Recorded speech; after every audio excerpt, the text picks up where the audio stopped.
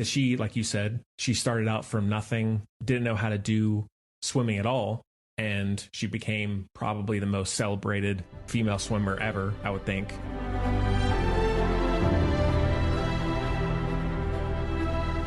Hello, everybody. Welcome back to the Film Buds podcast. This is episode number 596, and my name is Henry. And I think I'm Elle. Yeah. This time around, we're not going to be doing a new release. We decided to do something a little bit different. We're going to be doing Young Woman and the Sea, which is a Disney Plus original film from 2024. It kind of flew under the radar, so you might have never heard of it. So, hey, like new to you, new to us. Yeah. Let's do it. And then we're going to be doing a review of the documentary that's also on Disney Plus, Free Solo. So kind of an interesting little two-piece there. Should be a good time. Thanks, as always, for joining us. Of course. Cool. How you doing? Doing okay. Hanging in there. It's very cold and windy here in Albuquerque, and I had to reschedule a photography session the other day because the wind was just pretty killer. So almost blew away to Oz. No, seriously, I almost blew away to Oz. Yeah. How are you? How's life? Works fine. You've been sort of having to encourage me to record recently as of late. I don't know why. I've just been having a little bit of a rut when it comes to podcasting. I've been doing it for almost 10 years now, and for some reason, even though I love movies just as much, and I like recording and podcasting all the same as I always have, for some reason I've had a little bit of a resistance or lack of motivation to actually kind of get going. So I appreciate you. But you also have such a stressful job. Like, if I was doing your job, I would constantly be burnout, and I wouldn't want to do anything outside of that. So yeah, I mean, I feel like all of us can understand, right? Yeah, and buddies. It's not even as much just that, but for some reason, specifically podcasting, I don't know why, but I'm here. We're here. Well, it is stressful recording with 3 dogs. You know, because we have to get Wally, our Chihuahua, settled down, and I just feel like we always are ready to record when they're the most hyper. So that's not extremely helpful, but yeah. But besides that, I think everything else is about the same. So we apologize for any sort of delays or little gaps here and there with the recording recently. I've been trying to get him in the studio, guys. Yeah. Sorry.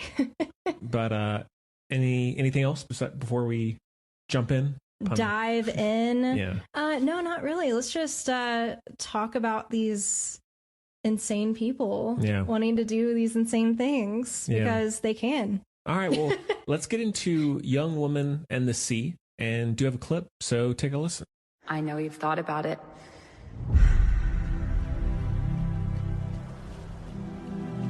How far is it across? It's 21 miles across. Currents changing every few hours. Freezing water. The hardest test in all of sport. You think I could do it? Do you think I can? I've decided to swim the English Channel. What do you mean? I'm going to swim the English Channel. No, I'm saying... I wasn't asking. Please pass the bread. All right, so Young Woman and the Sea is a Disney Plus original, as I said, from 2024, directed by Joachim Roning, who also just did Tron Ares. He did Maleficent 2 and Pirates of the Caribbean 5, so a bit of a Disney head. Bit of a sea head, too. Yeah. Stars Daisy Ridley, Tilda Cobham Harvey, Stephen Graham, Kim Bodnia. Not really a huge cast. And the synopsis is... kind of butchering those names. Sorry about that. And the synopsis is the story of competitive swimmer Gertrude Ederle, who in 1926 was the first woman to ever swim across the English Channel. Also, one thing, we did record a few weeks ago, or maybe 2 weeks ago or less, but we had some technical issues, so we would have had one out on our regular schedule, but we had we recorded this really great episode reviewing Begonia, and it did not work out, so our apologies. And that, I feel like that has kind of contributed to you not wanting to record. So our fault there. Well, I had seen this one once before, maybe a year or so ago. Didn't know much about it. I just watched it mainly because it was Daisy Ridley from Star Wars fame, of course. So do you want to kick things off? Sure, why not? I'll dive in and plug my nose. All right. Yeah, I went into this like completely blank. I didn't know who she was, didn't know anything about this. And I really do appreciate the fact that she didn't know how to swim like at the beginning of the movie. Like she was doggy paddling like as a teen in the pool. And then she went from that to being like, yeah, I'm going to compete in the Olympics and I'm going to swim across the English Channel. And she just kind of got this like in her head, like, I'm going to try. And it's something that she didn't have to do, but also I think what she did really helped women in that time, because women weren't really allowed and to compete professionally in any sport, let alone long distance swimming. So I think the movie does a really good job at showcasing that and showcasing the impossible. I also just like the scenes where there's little to no dialogue and we just see her swimming. And the jellyfish scene is insane. She has to swim through like a current of jellyfish and she got stung, but hey, she still is going. And I think it was like 25 miles. I think a little less, but I think it was over 20. 20? Okay. And her first go around, I got so pissed off because the trainer guy that thought he knew it all drugged her. So I appreciate that she overcame so much, the, sabotaging, just the time period of it all, honestly. And even though she did end up deaf because she had measles as a kid, and so that affects your hearing. If your ears are exposed to water for a long period of time, you will go deaf. So fun but dark fact, I guess. But I like that she found something that she really wanted to do and didn't care about the consequences. She was just going to do it no matter what, because that's her dream. Yeah. Yeah, well, I had heard of her. I think I was vaguely aware of what she had done, but this, I don't think it's a situation or a story that's talked about that much, unfortunately, these days. And so I'm glad that they made this movie, but I liked it quite a bit. I thought Daisy Ridley, this was by far her best performance, both on an emotional level, but also just the physical stuff alone is quite impressive. It's shot really well. I like the relationship between her and the other swimmer, Stephen Graham, or the actor Stephen Graham, who is kind of takes over as her coach for the final shot at crossing the channel. And it never really gets visually boring. Like, even though most of it is in the water, it's shot in a way that never feels repetitive, I think. And which that can be hard to do. Sometimes it's not necessarily a single location, but it's easy to get repetitive visually when you're just in the water most of the time. It kind of reminded me of Castaway in that way. Yeah, I think it does. It's one of those Disney movies that, yeah, it hits all the right beats. It may not do something so crazy, edgy, or off the rails, but what it sets out to do, it does very well. And it's a crowd pleaser, but I think in an earnest way. Like, it's a story that is deserving of having a platform like this. I just wish it had been released in a more wide variety format, because imagine it in like IMAX, in theaters. I think it would have done really well if it was advertised in the right way. Yeah.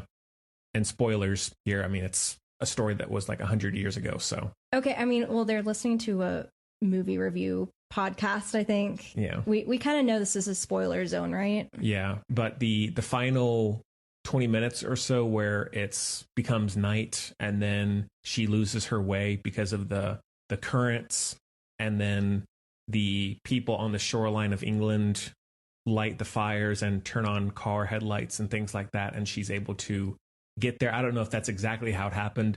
I don't really care, but I thought that was a really impactful moment. And the other guy who's trying to swim the channel but keeps on failing, and he eventually comes around to supporting Trudy, and I thought that relationship worked in that narrative there.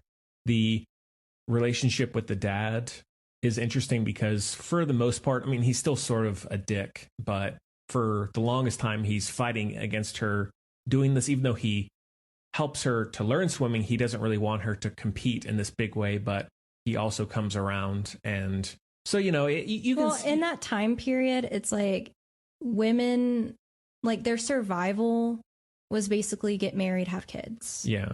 So I understand his hesitation in a way. You know, if this was in 2026, then it would be another story. But, you know, because of the time period, I think more forgiving. Yeah. There's the sad part about her sister who is kind of making bounds in her own life, making herself more independent. And then she ends up just settling for this husband. The music I thought was very good. Not too long either. Any other kind of standout scenes for you, or? It's just kind of a calming watch. Yeah. You know, like even though, you know, it's about a very major and scary thing.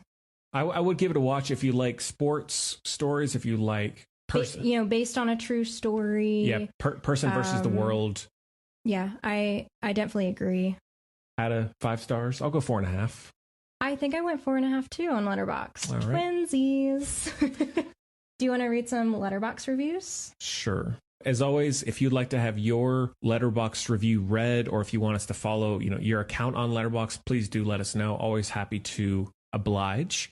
Sorry, guys, I have to put this guy on blast. He rated it a 0.5 star and said, "I tried, but simply couldn't finish. Props to the men who can."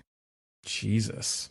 How about Jackson Gilbert, you get off your sexist high horse? Yeah. How about that? Jesus. Gee, like... I mean, you might as well be one of the people in the movie. Next one comes from M3G2Y2. Gave it 5 out of 5. Says, "Oh my God, I love this movie. Trudy amazes me. I love movies that show feminism. This movie is actually so underrated. I believe every single human being breathing on this earth should watch this at least once in their life." Wow. I couldn't agree with you more. Here's another review from a man who doesn't really know anything. He rates it... Joseph rates it 3 stars and said... it's what you expect it to be. Nothing special with this one, but inspiring watch nonetheless.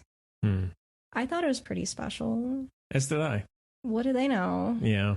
Yeah, I was just randomly looking through the reviews, and it's just, there's so many sexist reviews that it's insane. It's like you're proving why this movie needed to be seen by a larger audience. Yeah. Let's get to Free Solo, and we do have a clip as well, so take a listen. People who know a little bit about climbing, they're like, oh, he's totally safe. And then people who really know exactly what he's doing are freaked out. I've thought about El Cap for years, and every year I'm like, that's really scary. I'll never be content unless I at least put in the effort. Free Solo came out in 2018, and it is also now on Disney Plus because it's a National Geographic produced film. Directed by Jimmy Chin and Elizabeth Chai Vasarhelyi. Sorry if I butchered that. The synopsis is: Alex Honnold faces the biggest challenge of his career, climbing El Capitan in Yosemite National Park. He pursues it free solo, which means climbing without a rope and alone. This I actually only saw for the first time about a month ago, and then we watched it together because you hadn't seen it either. Yeah, and you really wanted to show me it. Yeah, because I thought it was pretty wild. I had been meaning to get around to it for a long time, just never did. And I know that this guy, especially ever since this movie has become kind of the rock star celebrity. Rock star. And I knew it was supposed to be very nerve-wracking, and it is. I thought it was quite a good movie. It's sort of an insane thing to witness, and there aren't many people who do free solo because obviously it's pretty darn dangerous. And many people over the years, over the decades, who have done it consistently have died because they've fallen to their deaths. This guy somehow magically has been doing this for a long, long time now, and he's managed to keep himself fairly safe, all considering. The build up to it, which I think is interesting because he doesn't just start climbing randomly without any ropes. He does climb the route at least once or twice with ropes and all the safety equipment so he can figure out where to go and what's the safest way. Yeah, he has this notebook and he writes out like the moves that he needs to do. Like he really studies the route with rope and then attempts it. Yeah, and that makes sense. You know, I just went in thinking, okay, this guy just starts climbing and hopes for the best, but that's pretty stupid in retrospect. Well, at least he's smart about doing a stupid thing, right? Yeah. And I think what makes it interesting partly is he is a pretty odd guy, and the movie makes a point of showing him attempting to have more of an emotional base in his life because he starts dating this girl, but then there are all these scenes where like he'll say, oh yeah, I got injured when I was climbing with my girlfriend and I wanted to immediately break up with her because it wasn't good for my own climbing and my own mind. Yeah, it's like he wanted to blame her or anyone else but himself. Like stuff happens when you're going to be doing something so dangerous. Stuff happens. How about don't blame other people? Yeah. And so there is this kind of love-hate relationship with him because he is very fascinating and he's incredibly skilled and meticulous and very much a perfectionist because if you make one mistake, you're dead. But then he's also not the nicest person at times in his personal life. I think it just kind of stems from him being so arrogant and obsessed about free soloing. Yeah, which, you know, you have to be. It's not just something you just go out and do casually. So I don't think you necessarily have to like him. I think he's grown. You know, if you watch some of the other movies he's been in, he has grown some. And even he's admitted, like, yeah, I realize how sort of cut off I can be. So that adds a secondary narrative to the movie, which didn't necessarily need to be there, but it helps. Well, I think it helps kind of understand why he does this and, you know, how he is. And I think maybe him not being so emotional does help him succeed these climbs because he's not up there thinking worst case scenario. Oh, I mean, maybe he is. We don't know. We're not inside of his head, but just the way he reacted to that guy dying in the movie that he actually knew, he was like, okay. And then even like the production team was like, yeah, that was weird that he reacted so like nonchalant.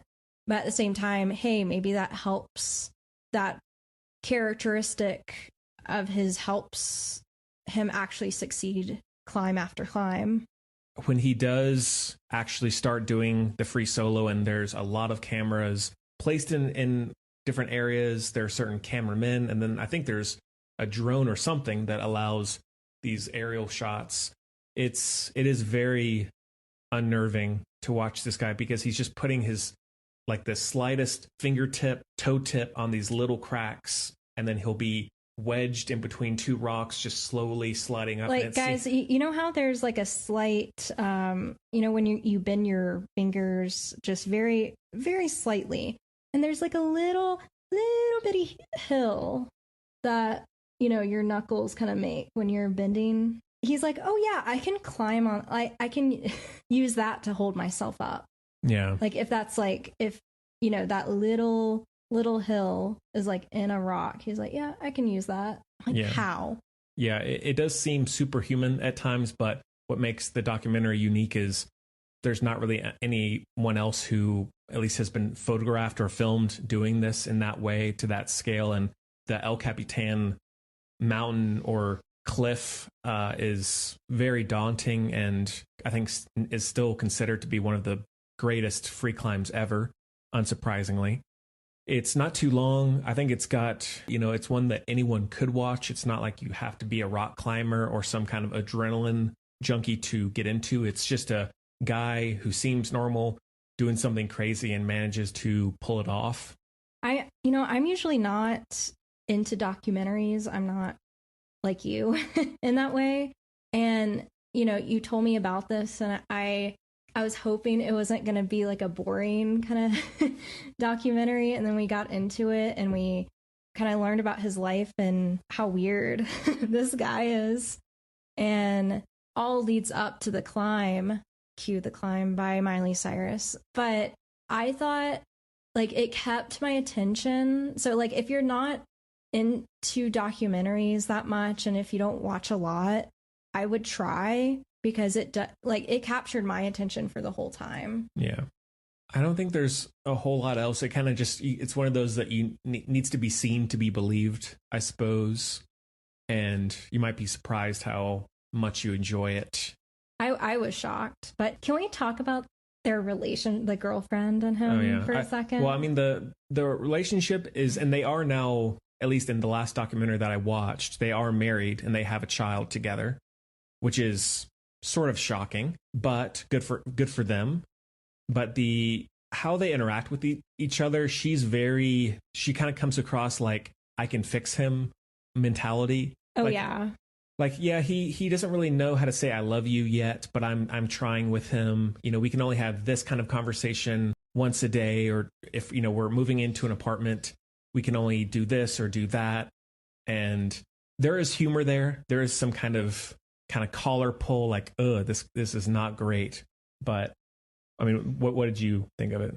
I thought these two people should not be together, because she's just trying so hard to change him and kind of mold him into someone that she wants him to be. And then even goes as far to question, like, if we got married, would you be more cautious about free soloing? And he was like, no. Yeah. And that clearly, hurt her feelings. But at the same time, you went into this knowing who this guy was. You went to a book signing. You read his book. You knew like who he was, basically, in a sense. Okay. And you're going to ask someone who's so known for free soloing, so known for doing the impossible, to think about not doing the extremely dangerous ones because of her. Yeah. And like, I get that in a sense, but it's so toxic to me to think you can change anyone. If that person isn't for you, then move on. I know they're married now with kids, so I guess it did work, but that's a very toxic mindset. Yeah. It's like, let's say I try to change the fact that you watch so many movies. Do you think that's possible? Probably not. See? Yeah. Okay, I know that's not like the extreme of like climbing like death rocks, you know what I mean? But, you can't ask someone to change themselves for you. And then I feel like she's kind of, maybe she's like a psychologist or something, because she's like, I don't know. I feel like she's being manipulative in a way that she's doing it. Yeah. Too, it's like, I don't know. Just please, guys, watch it and let me know. But it's so weird. And this guy reminds me of, I'm not going to name names, but like two people that we know. It's just like so awkward and cut off from emotions and just like common courtesy, common like consideration of people at all. You know what? I will watch the other documentaries, and because I am so interested to see just how their relationship evolves. Yeah. What do you think? I don't know. I mean, it's hard to say. It's not how I would have started out a relationship, but I guess to each their own. It's a 4.5 for me. I rated it a 3.5 just because of his attitude. It was going to be 4, but then I was like, eh. All right. All right, well, let's end off with a couple reviews. Sorry for being so judgy today. I feel like I'm being so judgy, but whatever. I hope you guys like that. We can end off with some Letterboxd reviews. First one comes from Adelaide, gave it 5 out of 5, and says, what was more monumental, Alex climbing the mountain or Alex saying, I love you, I appreciate you? I don't know. That's a tough one. Kaylee rates it 1 star and says, "This asshole treats everyone who cares about him like crap and puts his life at risk for no real benefit other than personal satisfaction, and we reward him with an Oscar nom. Honestly, the Academy has terrible taste, and I should stop giving them even a shred of influence over my viewing choices." I mean, it was more so the filmmakers who got the Oscar, but yeah, I mean, I agree with the not specifically because of this movie, but I feel like the Oscars are kind of rigged. So I agree with you there, but I don't know. I think this guy just does it because he can and no one else has. But also, if you want to risk your life for personal satisfaction, you do you. Yeah, you do you. You're not endangering anyone else. No. I mean, yeah, you're emotionally, sure. But it's not like he's forcing people to go up with him or something, And hey, I mean, at least he's widely known. Yeah, I mean, he's become kind of a pretty wealthy celebrity, so he's doing something just right. By doing a hobby. Yeah. The last one comes from Esther, gave it 3 out of 5, and says, "The great thing about cinema is that it allows us to experience things we would never be able to do in real life, like spend more than 5 seconds with this unbearable prick." People really do not like him in the review section. I mean, mostly people are like, "Wow, this is fantastic, inspirational, blah, blah, blah." But also more than half of people say he's an asshole and a prick. Yeah. I think that is about it. Sorry again for the delays and, the little gaps and all that. We've just had a number of factors kind of contributing to us getting the recording schedule disrupted. So we do appreciate your patience, but please make sure to subscribe, rate, review. If there's anything we can do better, do less of, more of, please do let us know in any of the contact information in the show notes. If you have any ideas of any films you want to see us review next, please let us know. Yeah. Well, thanks as always for being here. You're welcome anytime. We hope you enjoyed it, even half as much as we did, and see you next time. See ya.